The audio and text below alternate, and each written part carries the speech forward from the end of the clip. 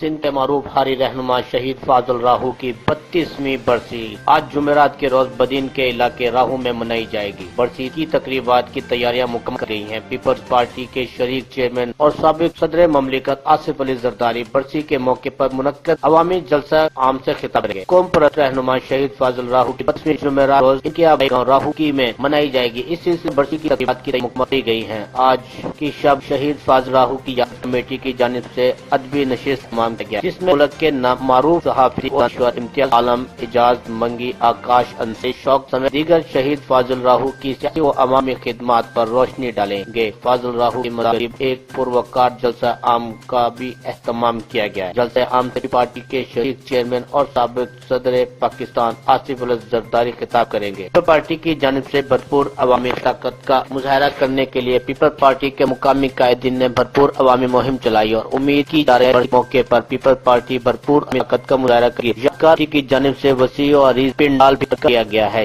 جبکہ قائدین کے لیے 100 فٹ لمبا اور 60 فٹ چوڑا پنڈال تیار کیا گیا ہے، جبکہ آصف علی زرداری کی آمد پر سیکیورٹی کے بھی سخت انتظامات کیے گئے ہیں۔ کیمرہ مین ٹیم کیمرہ اسحاق شیخ، راز نیوز، بدین۔